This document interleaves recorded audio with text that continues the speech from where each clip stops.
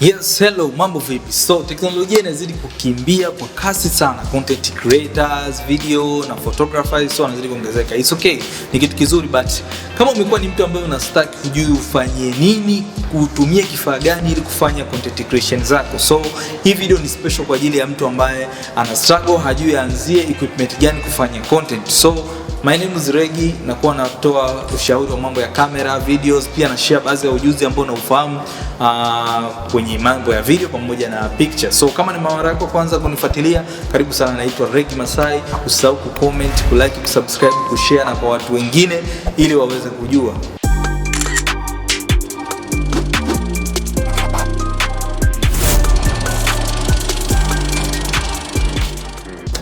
My recommendation kwa mtu ambaye anatamani kuwa very pro, then anatamani kupata skills za camera, is okay ukanunua camera. So kwa kampuni ambayo ya cameras, kuna kampuni nyingi lakini kwa Tanzania ambazo ziko trendy ni kampuni tatu. Kuna Canon, kuna Nikon pamoja na Sony.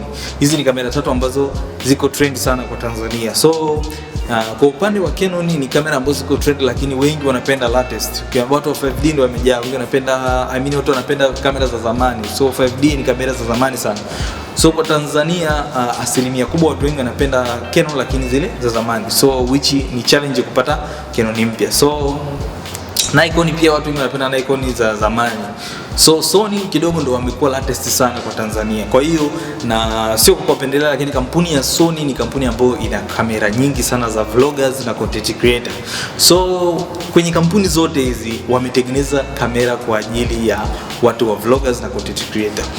Kitu kimoja ambacho watu wengi wanasahau ama sijui ni hawaelewi ni kampuni zote hizi tatu zinajali watumiaji wao, na moja kati ya sehemu ambayo wameshusha sana bei ni kwenye prices za kamera za content creators. So kwa mfano kwenye Sony, kampuni ya Sony ambayo ndio ina kamera nyingi za content creators, kuna series moja inaitwa ZVE. So hii ni series ambayo ina kamera nyingi sana kwa ajili ya content creators.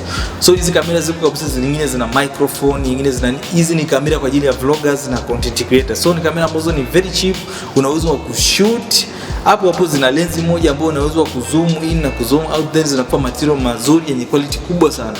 So ni kamera ambayo imerahisisha, hata material yake sio mepesi, unaweza kaedit hata kwenye simu, kaedit kwenye PC, then very simple. So unaweza kaenda live, ka stream live ukiwa ukitumia ile kamera. So una link tu na account zako za Instagram, za Twitter, za nini. So ZVE hizi ni kamera ambazo ni very friendly, yani ni rafiki sana kwa content creators. So Sony wametoa kamera nyingi sana ambazo hizi series za ZV. So kuna vikamera vidogo vingi sana vya Sony viko yani vinafanya vizuri sana. Then kwenye Canon wakaja wakatoa R50, R50, kuna R50, kuna R100. So hizi R series zenye namba kubwa. Kuna R100, kuna R50, then mtaniambia zingine hapo. So kwenye upande wa Canon, lakini wale ambao nimeshawahi kuitumia ambao naweza nikakurecommend ni R50. So R50 pia ni kamera nzuri kwa ajili ya kufanya content. So unaweza pia unanyoka connect kwa wifi, ukatumia kwa connect kwa link na laptop yako, kaingia live ukiwa kwenye kamera. So unaweza kaingia live TikTok wapi ukiwa unatumia kamera yako ya R50, which ni kitu kizuri sana kwa sababu inakupa quality kubwa sana. Then latest kwa au ni kwa watu ambao sasa wao hizi nilizotaja ni kwa watu ambao sasa wao wanatamani ku advance, kuwa serious na production. So wale watu ambao wanatamani ku advance na kuendelea kutumia kamera, I think option 1 ni kununua hizi kamera ambazo ni cheap kwa ajili ya vloggers. So kampuni yoyote, hata kama unapenda Sony, unapenda Nikon, angalia vloggers ya Nikon. Unaweza kwa Google, unaweza kwa ChatGPT, vloggers gani ya Sony, ni kampuni gani, ni aina gani ya kamera ambayo ni for vlogging. So unaandika Sony for vlogging au Canon for vlogging, watakuletea pale kamera ambazo wamezitengeneza kwa ajili ya hiyo. So kila kampuni wana hiyo. So wametengeneza kamera kwa ajili ya vlogging. Na katika hizi series za digital cameras, series ambayo ni ya bei ghali sana ni series za sport. So zile kamera za kufanya sport, kushuti zenye high shutter speed, zenye zinaweza kurekodi video kubwa, hizi kwa ajili ya sport na wildlife, ndio kamera ambazo zinauzwa bei ghali sana. Lakini kamera ambazo za bei rahisi sana kwenye series zote, kwenye kampuni zote, Nikon, Sony, ni kamera za vloggers. Zimekuwa ni kamera ambazo ziko very cheap, so unaweza kuzipata kwa bei rahisi sana. Anyway, tuachane na watu ambao wako kwenye kamera. So which my recommendation ni kununua small cameras kama vile kuna GoPro, then kuna Osmo.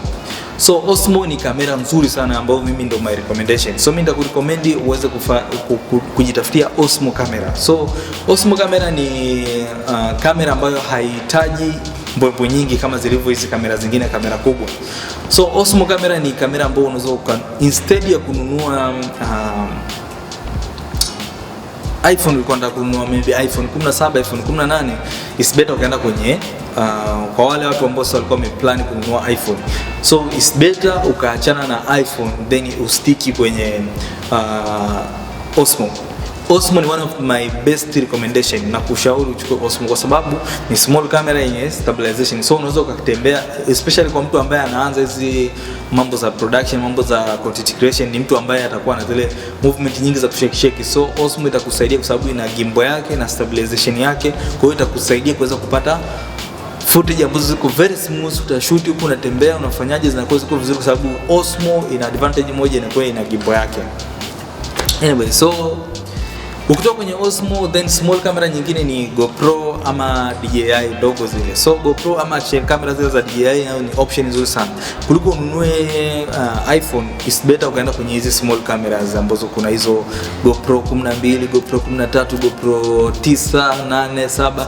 So kuanzia GoPro 8, this ni best sana, zinakuwa na high dynamic range kuweza kushoot na kupata material.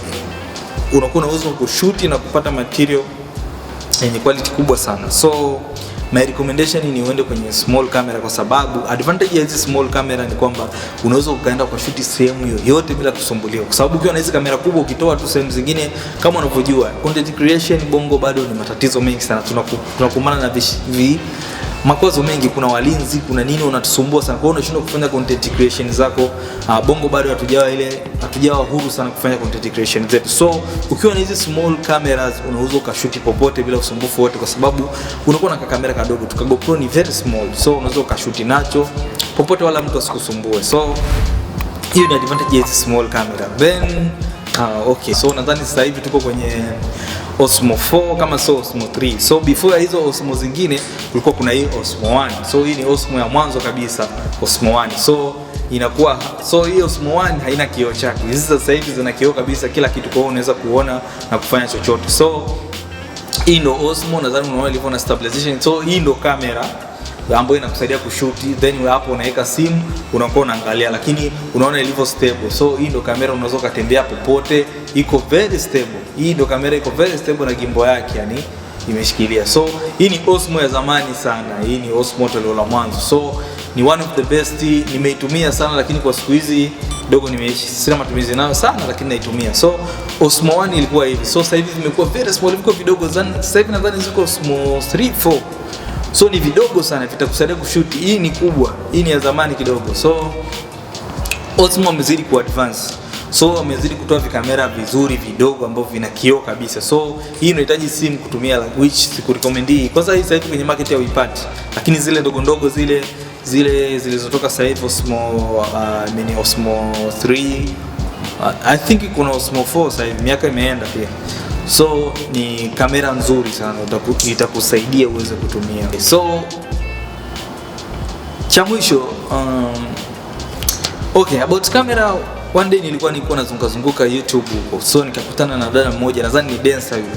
So aliinvest kwenye equipment I think za zaidi ya milioni 10, milioni 20 hivi. So equipment is very expensive. So nilipoangalia ile video niliona amenunua cinema camera, which huyo dada yeye anafanya dancing.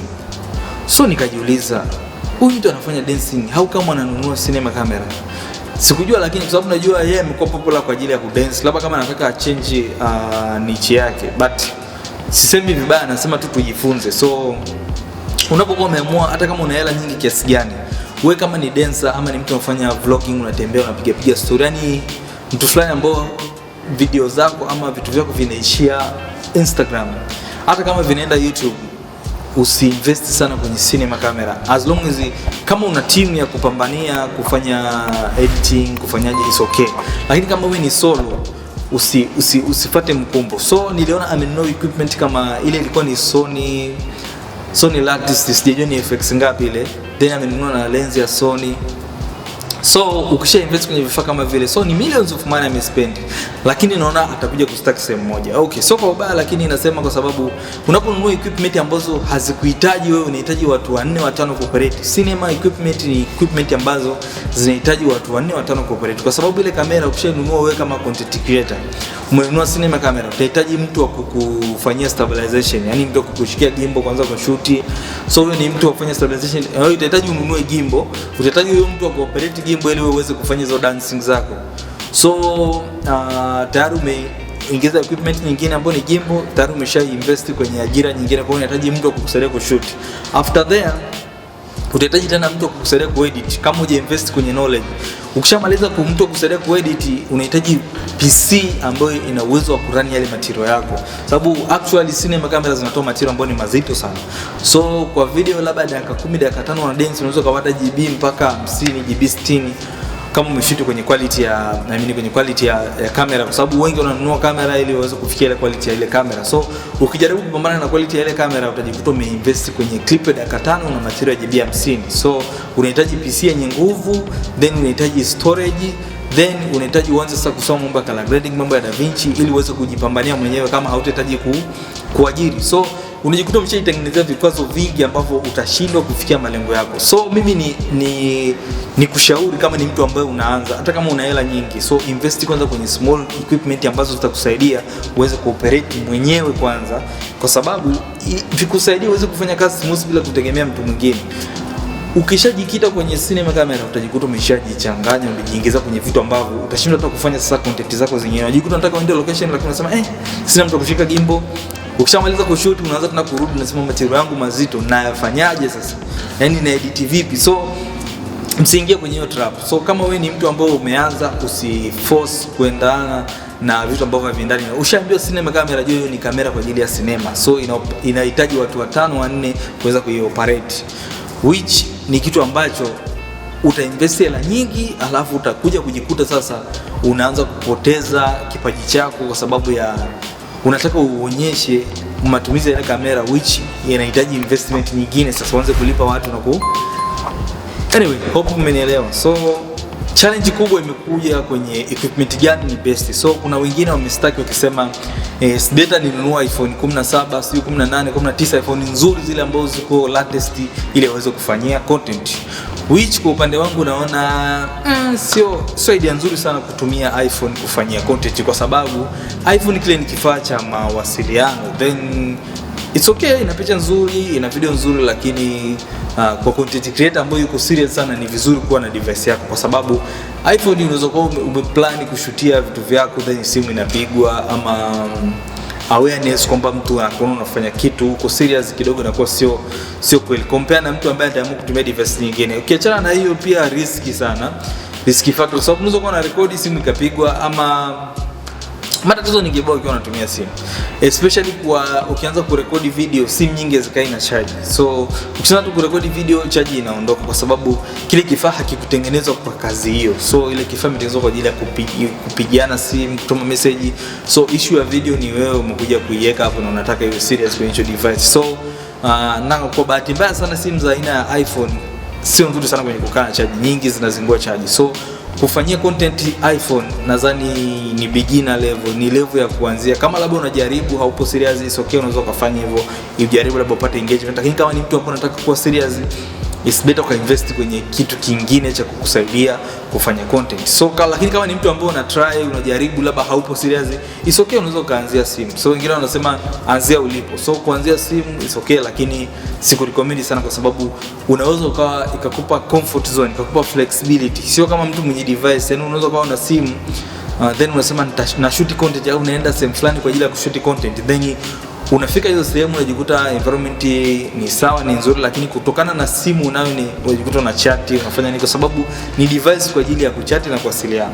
Lakini ukiwa na device nyingine kwa ajili ya kusaidia kufika content, so unaweza kufika location ukaweka simu pembeni ukatumia device yako, yani ukiiona ile device iko pale inakupa encourage ya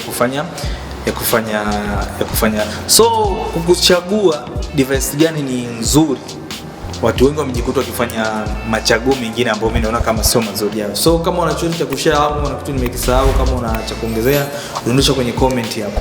Mpaka next time. Reggae.